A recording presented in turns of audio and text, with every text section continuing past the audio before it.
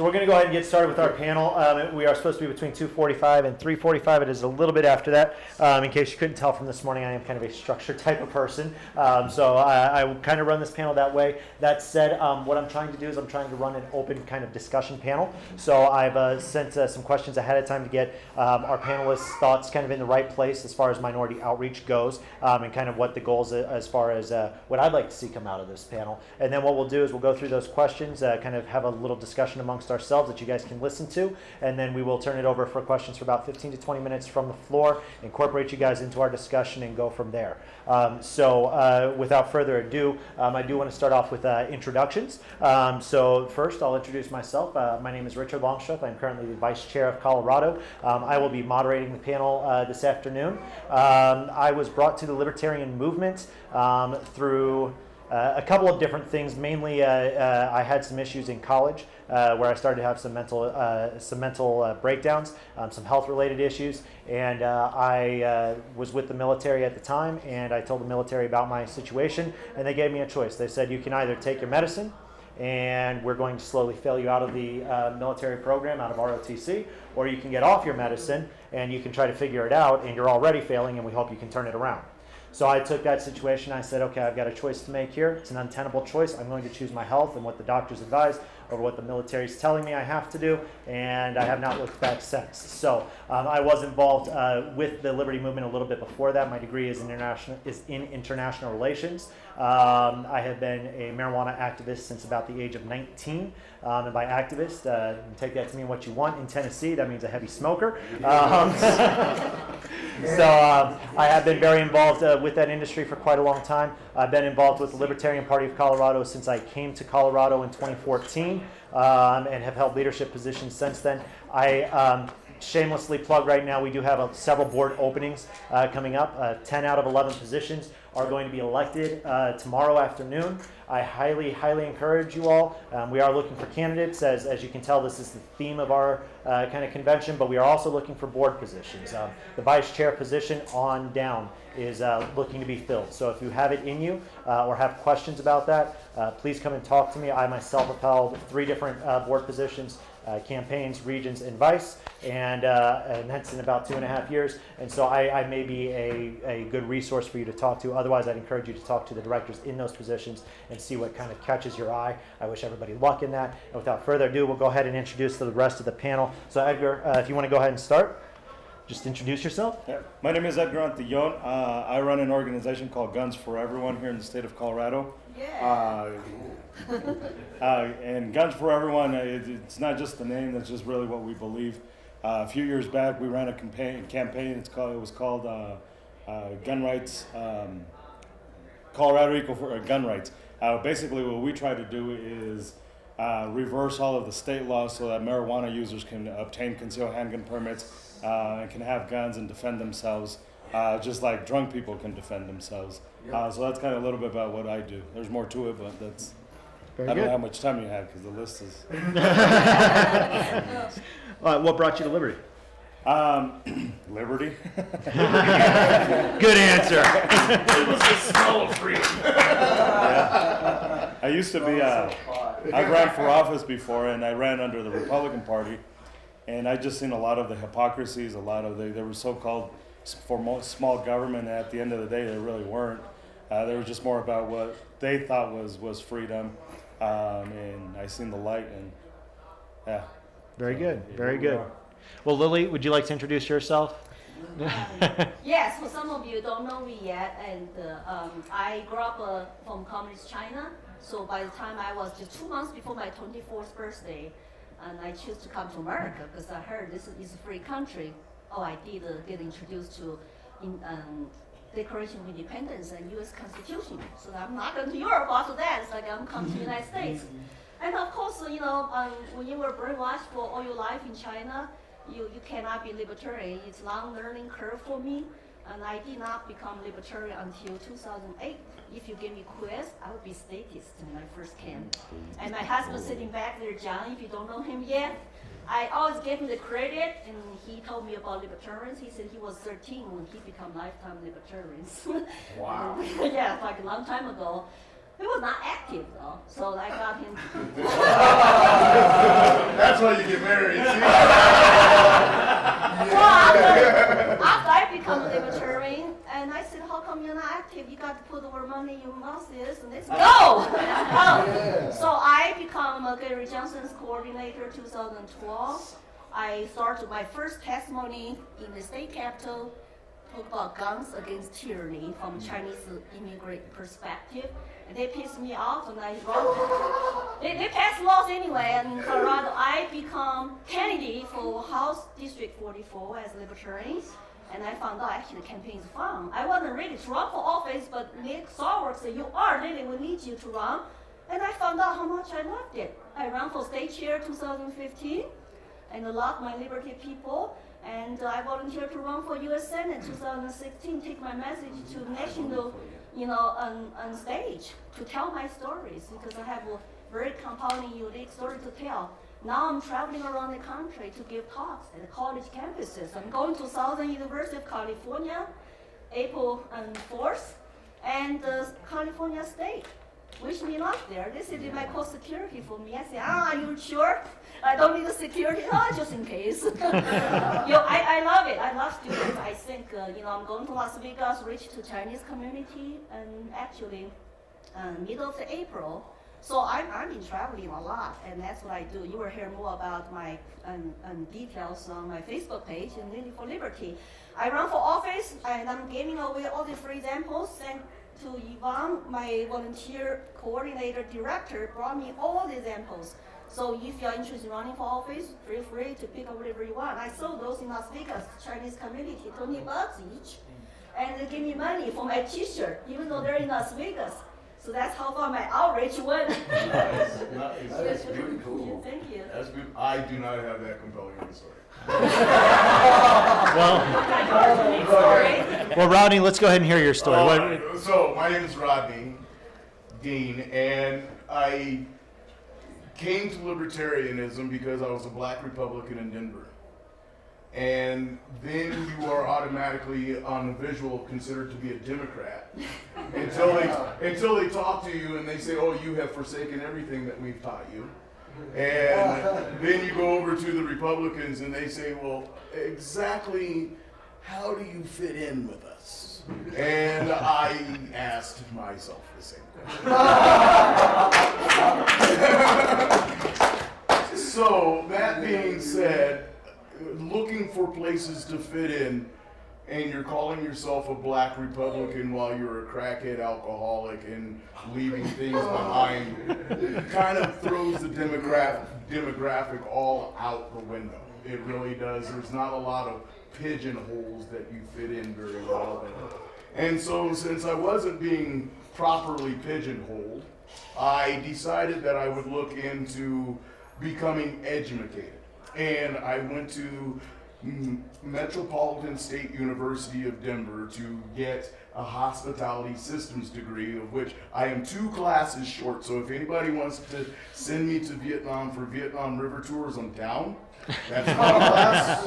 And the other class is international gambling in on the Gold Coast. So I'm down to help me with all of those classes, taking funding for that right now. Awesome.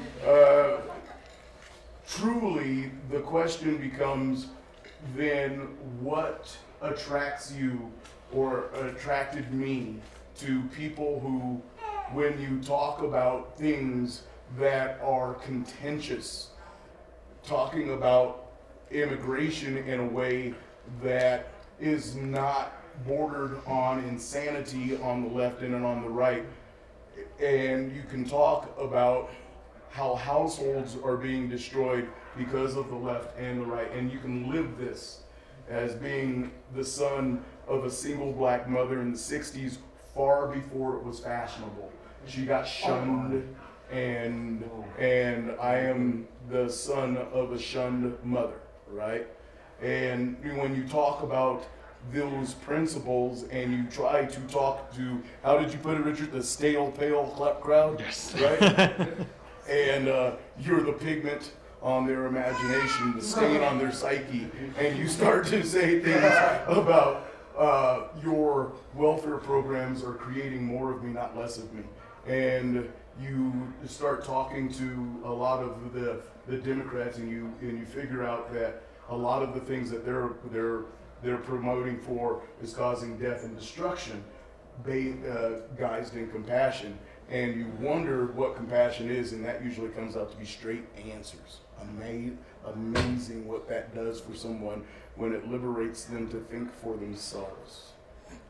And that's what happened. Very good. I listened to Mises, and then I said, okay, I'll try this.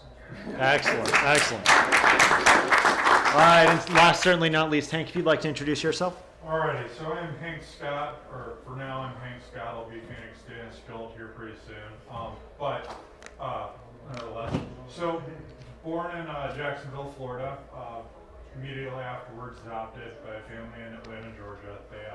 They kicked me to the curb, so I was homeless for most of my life. And while being homeless, I had a lot of time to think about, what makes me want to be anything in life, and do I want to be, somebody who strives for good, strives for better, or do I want to just be another homeless kid that does drugs and winds up dead on the street corner? And so I chose the better of the two options. I decided to make something of myself, and struggled and worked hard to make something that would lead me to better. By 18, I had been introduced to libertarianism. Somebody handed me a copy of Atlas Shrugged and said, "Hey, educate yourself." And I read it. I didn't really understand most of it, but it sounded good. It sounded pretty much like what I wanted to do, which was destroy the system and get rid of the government. So I was like, you know what? I'm on board. The government's the reason why I am currently homeless and have nothing. And so then I got to thinking, how do I manage to get myself up off the streets and become a better person?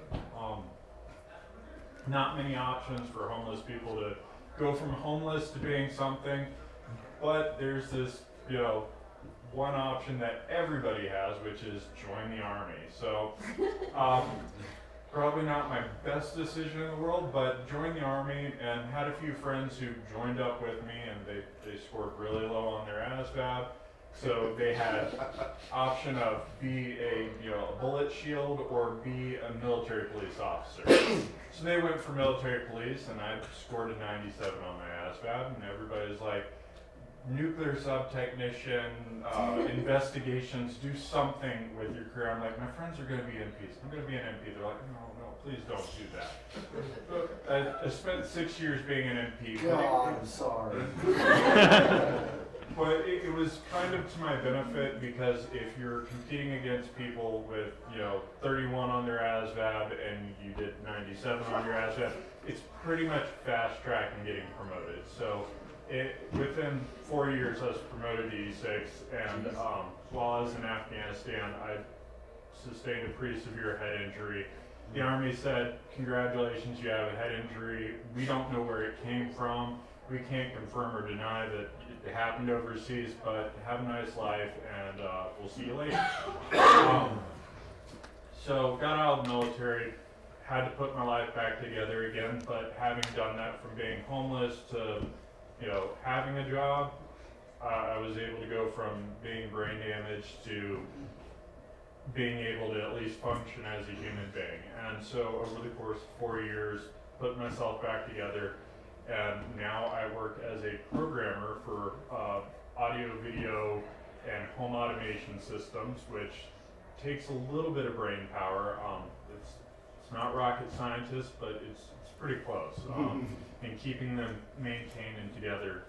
So, but as I said, when I was very young, somebody handed me Atlas Shrugged, and that led me to figure out where does this path go, and from Ayn Rand to Ron Paul to Alan Greenspan to names. Join the club. Yeah. Agreed. David, and it starts with an N.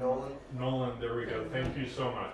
So I followed the trail around, and I came to the Libertarian Party, and came to understand that maybe some of my more radical destroy the government needs to go away, and a little bit more of, hey, let's fix it because it's not completely broken yet.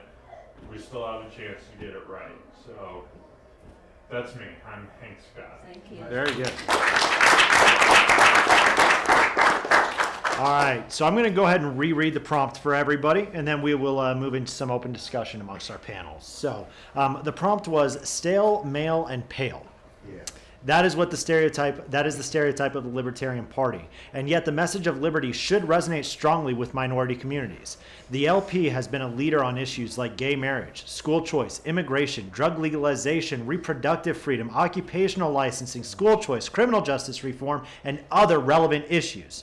This panel, we will discuss how we can tailor the message of liberty to appeal to a broad range of groups, and we aim to learn how to make the LP even more inclusive and diverse. So for our first question for our panel, I would say, with that in mind, why is it that libertarians tend to get mixed results when reaching out to minority neighborhoods and minority communities? Anybody want to jump up? I could start it off because I talk the least. Oh, yeah. Page-long text. I think one of the things with the Libertarian Party, well, first of all, with any political party is this identity politics. We always want to kind of segregate people from, you guys are the Hispanic Libertarians. We're not just Libertarians. You guys are the Hispanics, or you guys are the Asian Libertarians. And I think that's kind of a turnoff.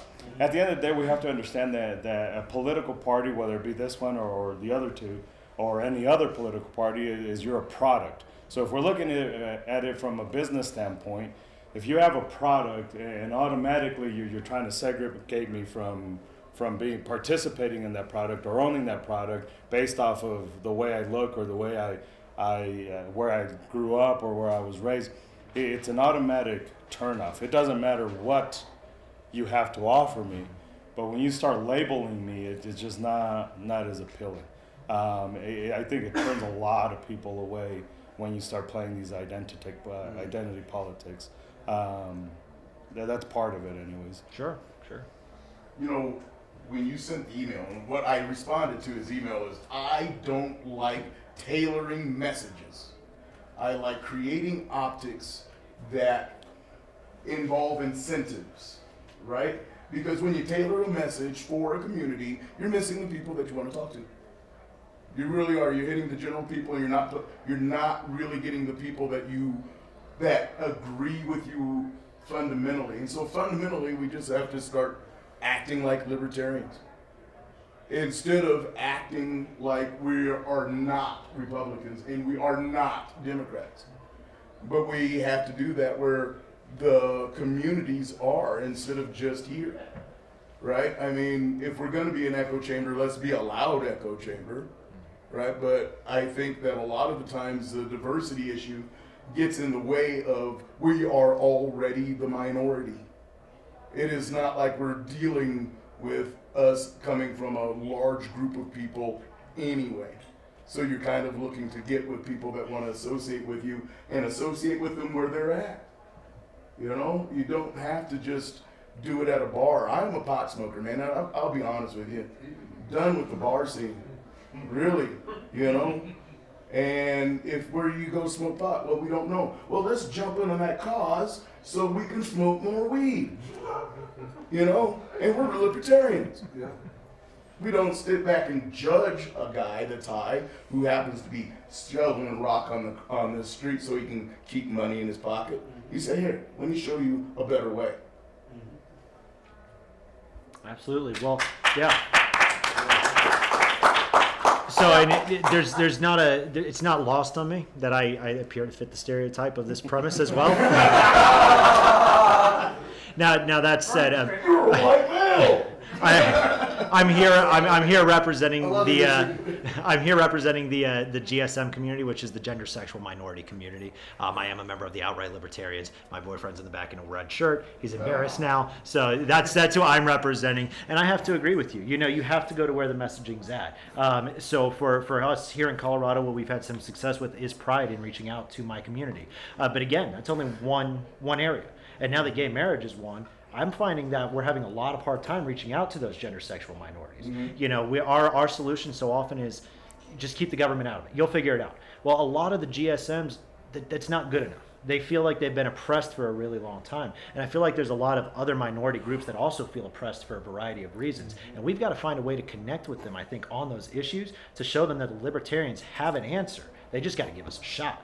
And that's the question, is how do we do that? How do we show them that we are something different, that we're not in a box Republican or in a box Democrat? Why do we not appeal more? What's our path? You know, I got a Chinese run radio station in California when I was invited to speak at the Libertarian Party State Convention there. And those Chinese people from Taiwan, they really, of course, I have to speak Mandarin. That's something probably lots of people cannot have second language, but I speak Mandarin. I have to get interviewed in Mandarin. And they actually like most stuff I'm saying, but they keep asking me, what party are you running? They have never heard of Libertarian Party, and they don't know what libertarianism is about. So I have to break down the issues they're concerned with to explain our point of view. And this universal natural rights for each human being is something they are just not educated with. You know, all Asians are collectivists. They are educated in collective society, from communism, socialism, fascism, even the Singapore-style authoritarianism with free market. So they don't have this very strong sense of you have to look at all things from individual point of view. But when I elaborate, give them examples, they say, we like what you said. But how come we never run into your people? Like, where are your libertarians? So I started to introduce them. You got the Libertarian Party of California, and we're a small group. We don't have funding, we don't have manpower. But I said I'm here now to educate all the aging Americans about what you can do and share our values, our beliefs. So I have to take a self-initiative. I knock on the door. Nobody come to knock on my door. When I was running for office, I knock on their doors. Hey, I'm running for this. I'm the first Chinese running for this. Can I get on your show? And so now my name started to get out. I got invited to go to Las Vegas and talk to a Chinese conference. And AFP people want to come to get involved. And I got the Libertarian Party of Laveda come to get involved, give talk, educate people about libertarianism. I think as individual libertarians, we don't have a set of rules. We don't have a set of directions. So just go out, do things on your own. I carry libertarian stuff like quiz. Everywhere I go in the world, when I travel, when I play poker, hey, have you heard about libertarians? No, here's a pretty good quiz you can take. Oh, that's cool. There was some who were just during break start to fill the test. And I wear big button socks, and Big Brother's watching you. And some people say, I like your button. Then you start telling them a story. They offer $1 to buy it. I say, you can have for free. Check us out. Talk to Uber driver, pass my business card, follow me, Lady for Liberty, I'm a Chinese immigrant. You are an immigrant from South Africa. You know how hard it is to get started here, but here is my American dream. You can achieve American dream if you just do certain things. Work hard and be independent, be responsible, and save money, invest wisely. Don't blow the money like Americans do. And there's But consumerism. Yeah. Come on. Yeah, come on. Why not? So I just feel like we need to make individual efforts on our own to go out, reach people. We do not want to spend tons of time just to preach to the choirs. I go to liberal places. Most liberal places I went to, San Jose State University, my classroom was packed because professors, offer extra credit for them to come to my lesson, to my talk. And some guys later say, Lily, you have completely changed my point of view on socialism, on communism. Well, I'm going to come to, this organization meetings more now. And those are young people. I said if you're trying to convince a 70-year-old, your chance is very slim. We got to reach our young people. And the minority groups who are young people looking, they're not sure. They only heard about two parties. They don't know what we believe. And we're in the middle, we're not left, we're not right. We believe maximum individual freedom. This can sell. It's just we have to be strategic, diplomatic. Don't ever attack people when you're trying to sell to them. Because once you attack them, even though they're liberal, they shut down. They don't want to listen to you. When they walk away, they get mad. I just go out, tell stories, and give them examples. And it doesn't matter left or right. I'm not partisan. Don't be partisan when you go out sell. Don't even talk about party stuff. explain your ideology, what you truly believe, how that works, how that applies to our American politics. Why I'm worried about big government is so scary and stuff like that. Actually, it's very receptive. So now I get invited more and more to Chinese communities, and some want me to do podcasts and this or that. I have to be strategic too because I'm going to run for campaign later. I don't want to get a Beijing to pay attention to me. Yeah. Mr. Robbie smoking a big old whip. Running for the party. I know they can interfere with my campaign, right? And the threat. I have big family in China. They can go. My family in China threaten them. So two biggest issues you have a hard time to convince them. One is drugs, okay, legalized drug wars, and one is gun. Even Chinese from Taiwan and Singapore, oh, everybody have guns, society will totally collapse. I have to spend so much time on those two issues, like 4 hours in a Venice restaurant, Chinese restaurant, to a whole bunch of college students from China, 4 hours to change their point of view on guns. And they did change. They're young. Maybe they were more open. So, but those are two big issues that they have a hard time to accept. So we'll keep working at it. Good. Well, and Lily, that kind of leads us into the next question that I sent out, which is what strategies or libertarian kind of ideas have you found to be successful when working towards minority groups and talking to minority groups? And you've already shared kind of a specific win, but do you have other wins, or does anybody else have anything? I do down Yeah. here. So to piggyback on what everybody was saying, all down along the line, what I have found has worked best is we normally as libertarians will go to like a state fair, or for us in Douglas County, we go down to Douglas County Fairgrounds. We have our little booth. It's probably the smallest booth there, but we're handing out our world's shortest political quiz, and we're dealing with people more in mass, where I find that the best way that I can convey libertarianism to people is to do one-on-one. So, I go into a community, and because I have darker skin, and I can stroll through downtown Atlanta and not be looked at like I'm crazy, I'm able to walk up to somebody and be like, hey man, it looks like you're having a hard time. Let's go get a cup of coffee. And being able to do that one-on-one, and just shooting the shit about how their day's been. You look like you lost your job today. You seem like you're doing pretty bad. And they're like, yeah, no, haven't lost my job. Just, it's been a crappy week, so I was on the street corner trying to, score a sack of weed or, whatever. Stuff that, in Atlanta, it's definitely frowned upon. It's definitely something that, these people are striving to have that freedom, but it's not in their state. And so you sit down, you talk with them, you hear them out, more of the psychologist aspect, and how do you feel about that, and how do you feel about that, until they get to the point where they've told you, hey, I am a libertarian, in everything that they've said through the conversation. And by the time you hit that point, you go, well, I've got this political quiz here, but you've already answered all the questions, and I was going to give it to you, but look, you hit all the points. You're a libertarian, and maybe you can help me get into the community here, because clearly you're the one who's sitting here having such a hard time being yourself, and everybody around you is either calling themselves a liberal or a Democrat or a socialist or a communist, but you're saying everything the opposite of what that party is saying. So can I talk with you a little bit about my thoughts and my views on politics, and maybe you can help me out, and I can help you out to get that weed without having to stand here on a street corner waiting to spot out somebody doing a shady deal. Let's get you a pot shop, and Call your boy.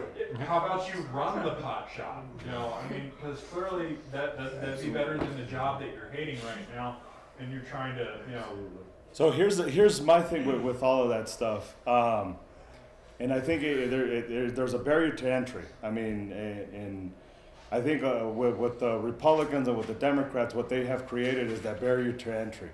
So when you think about Republicans, you think about they hate gay people, they hate Mexicans, and that's their barrier to entry. When you look at Democrats, they like to kill babies. That's really the main thing that I see. Yeah, and they take your shit.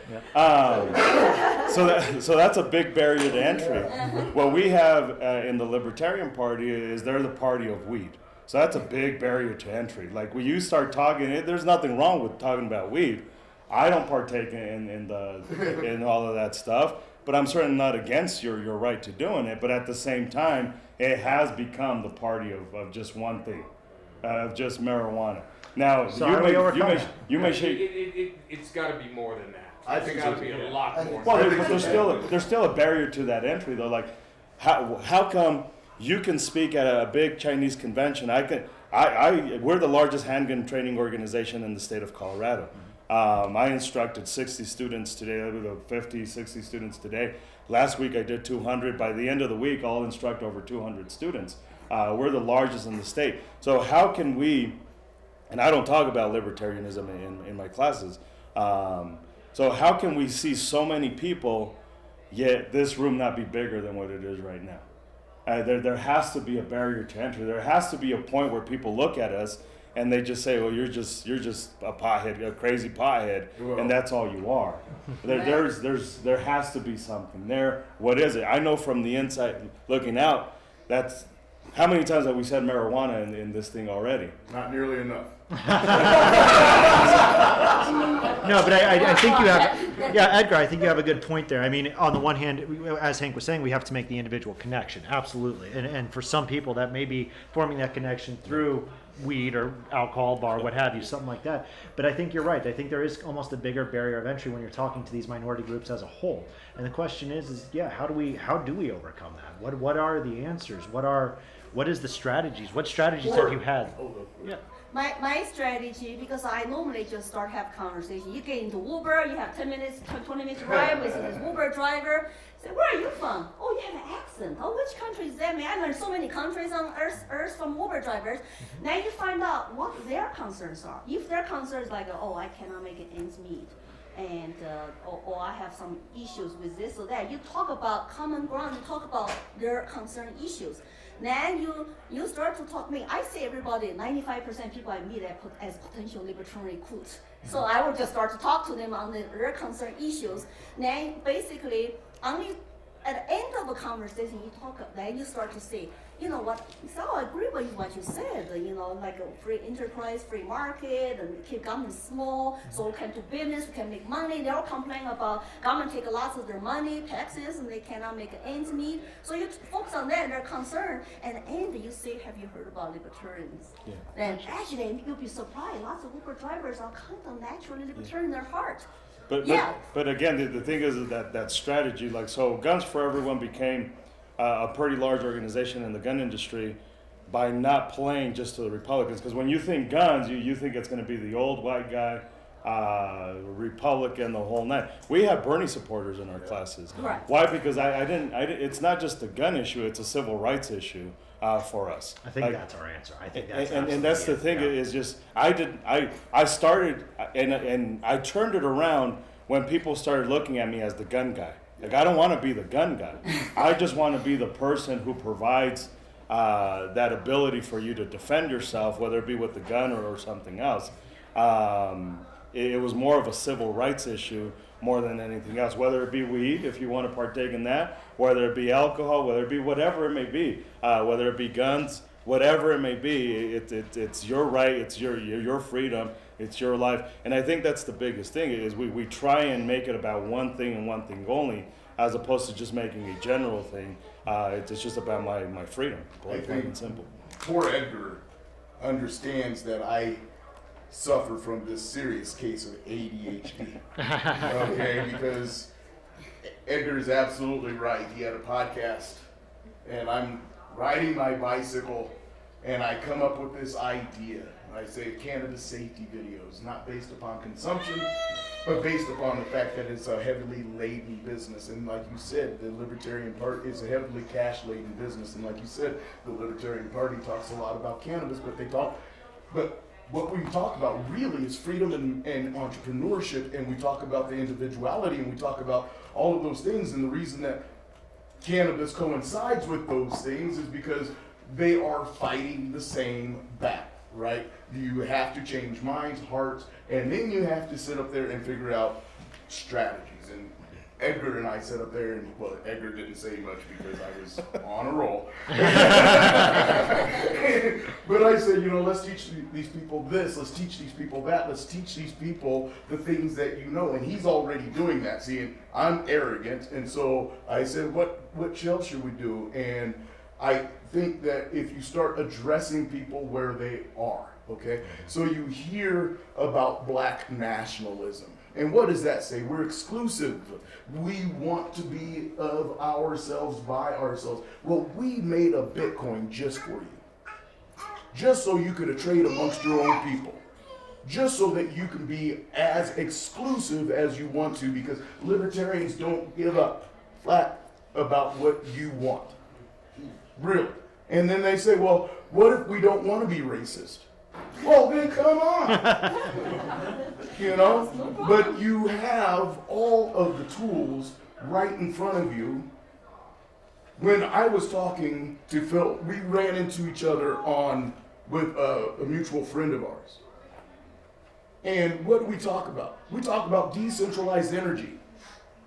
Why? He's in an electric wheelchair that is going to be affected by an EMP pulse. Is there something that you can talk to that individual about and then say, I'm part of a party that really likes to look into these unique and especially small circumstances that people are overlooking and they want government solutions for, when really the only thing you need to do is make sure your damn chair works. Right? Could I make a comment? Sure. No, I don't want you. Sure, go for it. Well, I mean, I hate to preface anything by saying, as a person in a wheelchair, because that shit doesn't matter. Right. I'm sorry. And the same thing with everything else. Right. Whether you're Hispanic Well, or whatever. I think what minorities have been told a story of oppression that's not really there. And I know that sounds like, a privileged white guy saying that. Well, no, I'm not privileged. I'm a minority. Forget me. But I think we need, instead of teaching people, instead of pushing the victim complex, you've been oppressed your whole life, join our party because we're gonna help you know they're using you. What we need to do is we need to tell people, you are in control of your own destiny. Who gives a shit if there's a bigot out there? The market selects against them. Be your own individual. There's nothing holding you back. And the more someone tells you the man's holding you down, the more you begin to believe it. Mm-hmm. And you have to get yourself, I know it's easier said than done, but we should push the narrative of self-destiny. Because that just changes your outlook. It has for me. I used to be pissed off about life all the time. Once I, was told the idea that you are in control of your life, I just have a more positive outlook. And I think we need to sell a story, not of oppression, but of self ownership. Thank you. Yeah. Thank you. Yeah, absolutely. Empowerment. So, guys, it looks like we're going to start to move into the audience portion. I see another hand going up here. So, if it's okay with everybody, Hank, did you have anything to add on there? No. Okay. I'll save it for another time. All right. So we're going to open it up to you guys. Any questions you have or any thoughts you have on minority outreach? We want to find ways to grow our ranks in the minority communities. So please, I saw your hand first. Okay. The reality of the matter is that libertarian IDs are absolutely perfect for minorities. I spent many years working in criminal justice, and I'm going to tell you the war on drugs has been devastating on the black and brown community. And the reality of the matter is that it's not even a racial thing. It just wound up the way it's structured and the way you go out and arrest people. That it's been one of the worst things that ever happened to the black community and the Hispanic community. Now, when you talk about also guns, you hear from a lot of black people that guns have been devastating to the black community. Well, no, the criminal use of guns has been devastating. The reality of the matter is, and I'd like to show a picture, it's from the 1950s of black farm family with 7 kids, and they're holding their family shotgun and family rifle, and the title of the picture is "Least Likely to Get a Cross Burnt on Their Lawn."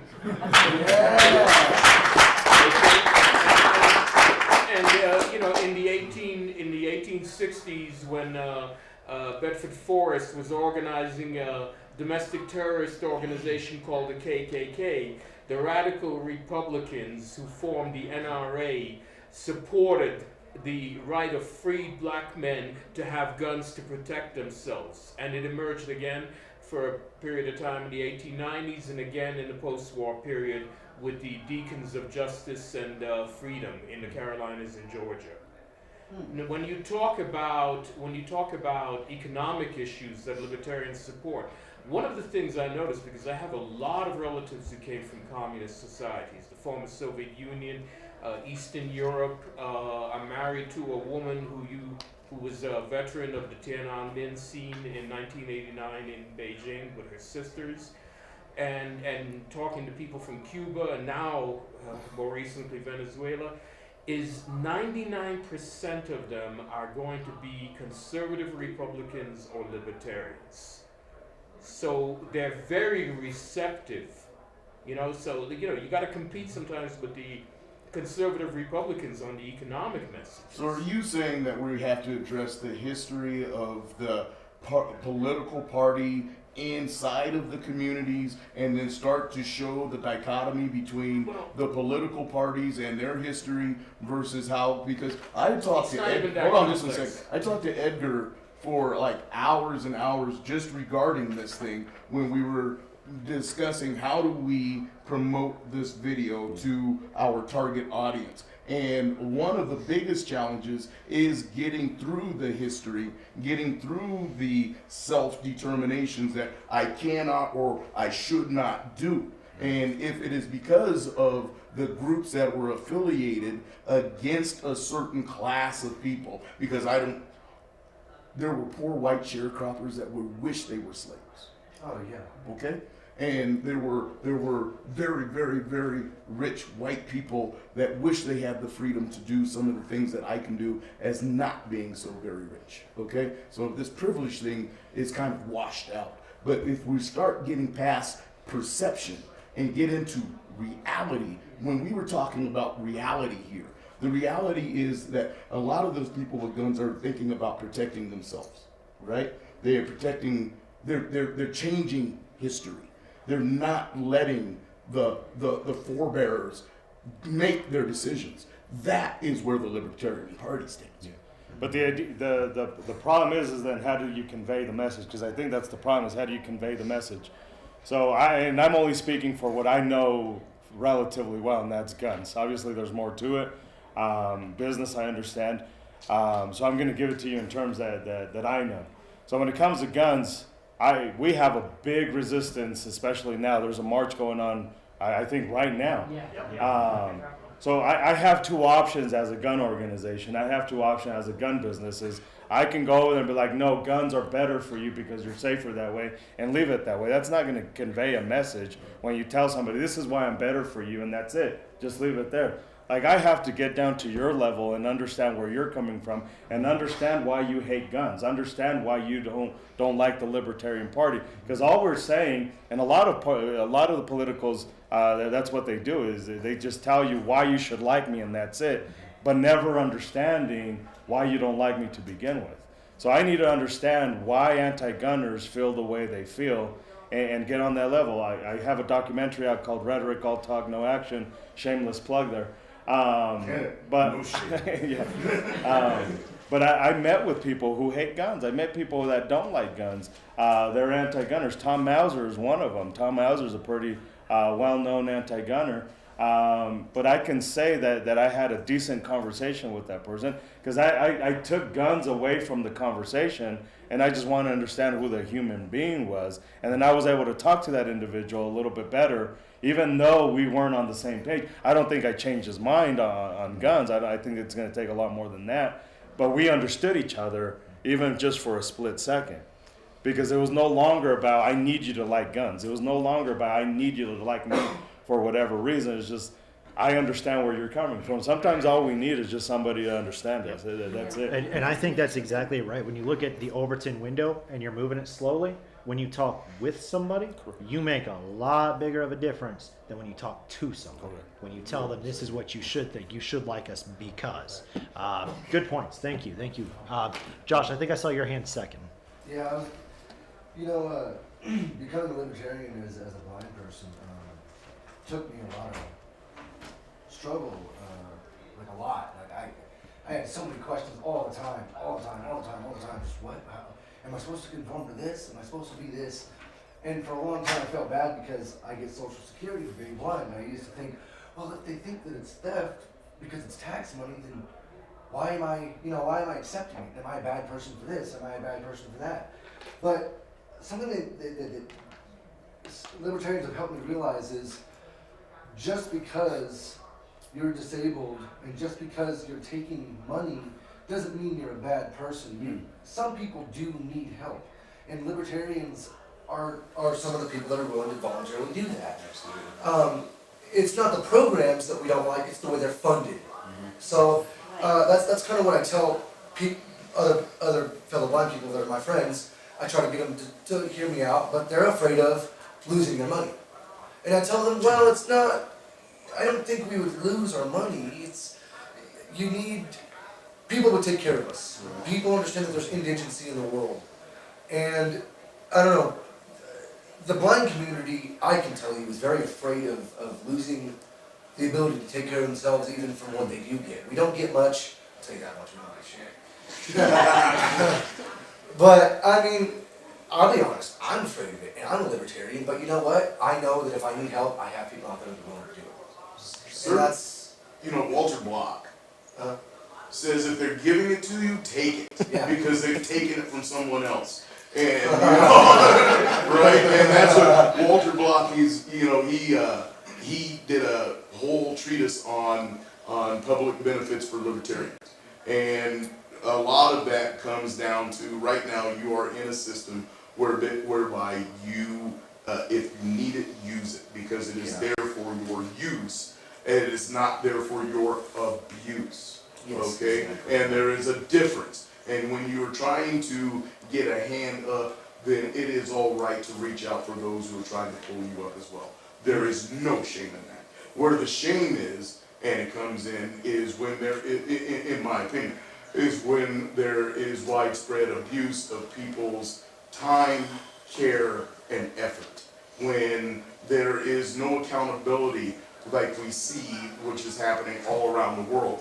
And so what, as libertarians, we have the opportunity to do is pose great fundamental ideas. And fundamental ideas versus the I'm going to take care of you. How about we propose an idea how you take care of yourself? Universal basic income.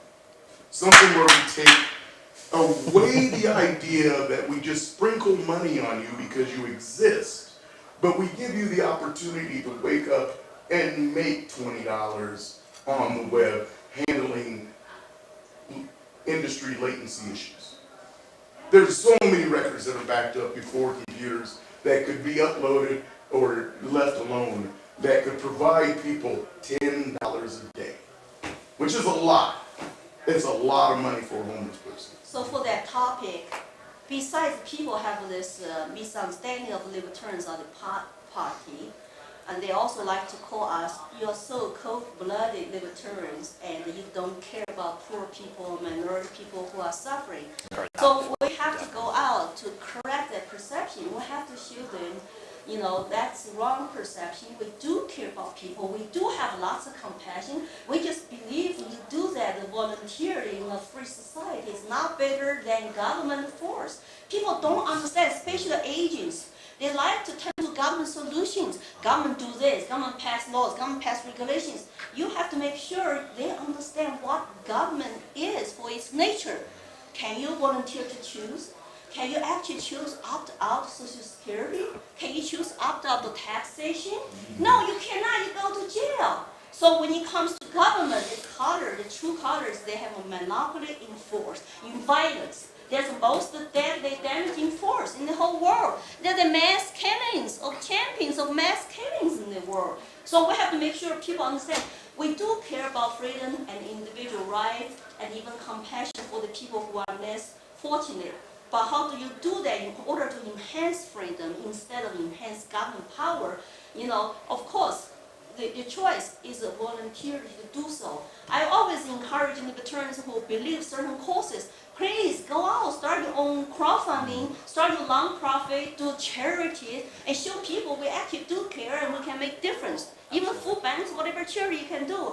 Instead of liberals just accuse us that to say, hey, you libertarians don't do anything. So we have some rebuttal to do, but at the same time educate people the government is a force. I think when you talk to agents, make sure you do that, especially use taxes as examples, because they love low taxes for agents. Well, and that's a great, I'll throw to, I think Matt was next, and then you, ma'am, and Ken, did you have something as well? No? Okay. So I do see the queue piling up, but I think that's absolutely right, Lily. I think that's also a good way to kind of make that connection with other people. So when you find somebody, a cause that you're passionate about, and you get involved and you volunteer for that cause, one, you're showing people that there is a way to provide a government or a solution that the government is already providing, that they don't need to. But two, you're also finding other like-minded people who are also involved with that volunteer organization. You already have some common ground there. So whether it's a minority group connection or it's a homeless shelter type connection, you form a connection with somebody, and you're able to outreach to those people and figure out kind of how to bring them into the movement, into the fold as well. That's a very good point. Thank you. Let's see, Matt, what did you have? So the question, Ronnie, you touched on how you want to avoid identity politics, but there's some curious things, because if you look at it from a libertarian perspective, you would see ultimately the state as also ultimately a racist institution in a lot of ways.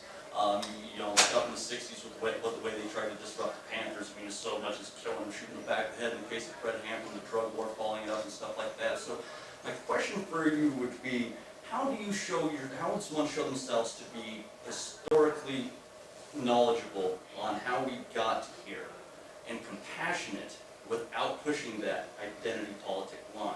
Because it's, everybody's plight is different. Ooh, okay. So how do we identify with where we're at from where we came? Right? Or so, yeah. Okay. Here I am, I exist as I am.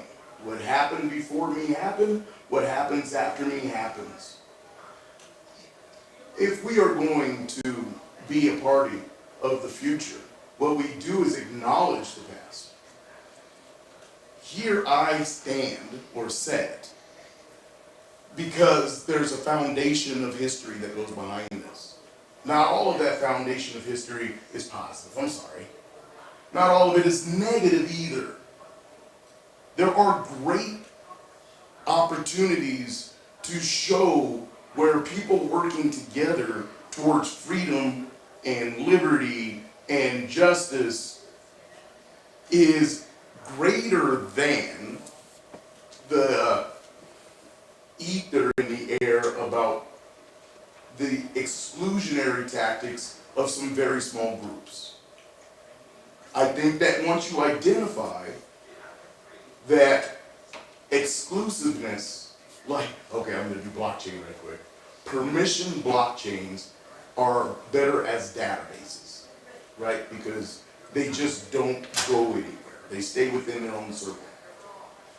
Non-permission blockchains are everywhere, decentralized, trying everything. You see ICOs all the time. Okay? That's because everyone's trying something in a group that they think they identify with. And then they're going out there and they're getting other people involved in groups that they never identified with. So we can go ahead and decentralize thought by accepting what was and then promoting what is as we speak. These beautiful things that we have going on. And then showing that in the future, compounding what we have now is going to be better than what was. We're not going to do that by consistently living in what Joshua and Philip both say is victim status. I talk to a lot of healthcare providers, and especially in in convalescing, and they say you always let the patient do as much as they can. You always let them do as much as they can, even to the point where they can't do it anymore. And then you ask if you can assist them. There are so many government policies that don't want you to do anything, and then they just want to assist you. The Libertarian Party, we need to let people do as much as they can, and recognize that for them. So I know we're running out of time. So one quick thing, like as a Libertarian Party, this is gonna sound so fucked up. I love it. Oh, well. Prove it. I want to hear it. To grow, like, do you really? It's one of those things. Like, do we need minorities to grow, or do we just want them to come along with us? Exactly. Like, just that's the thing. Do we need them though? See, that's the thing. Is like I don't think we need any one single group to survive in the liberty movement. I think we want them to be here. The best thing we can do. And that goes for everything. I've talked to my kids about it. Like, you don't need anybody to exist. Do you want them around you? That's a whole different story. And I think once we start realizing that I don't really need a whole room of people, but I want you there, we start to change the way we think about it and change the way we approach the circumstance. I think how we at least bring people closer to what we believe. It's not like we are purists. If you're not libertarian enough, I don't want to talk to you. I think when we go out, we reach out to people because you fundamentally believe most people are good people in this world. And it's inherent in our natural desire to be free. And lots of Chinese in China today are mainland, 1.4 billion Chinese don't have their natural rights. And they were pushed down by oppressive government, everything onto their throat. Yeah. But in this country, I don't see you as black. I don't see you as black, like a Hispanic.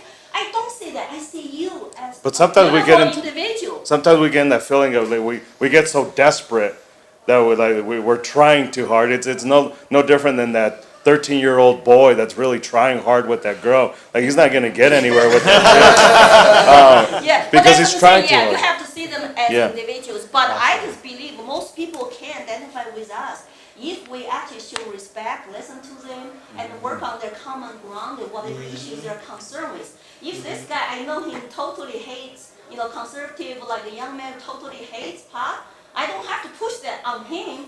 Let's talk about economical freedom. We are falling behind as a country on economical freedom index. Most free markets, Hong Kong, Singapore, those countries now, even with political authoritarianism, it's like, what's going on in this country? So much regulation.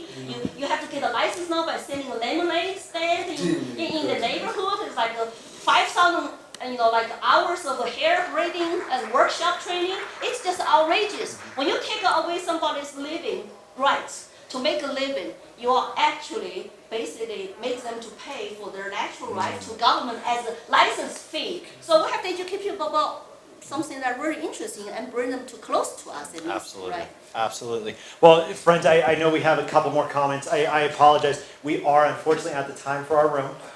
So let's thank our panelists.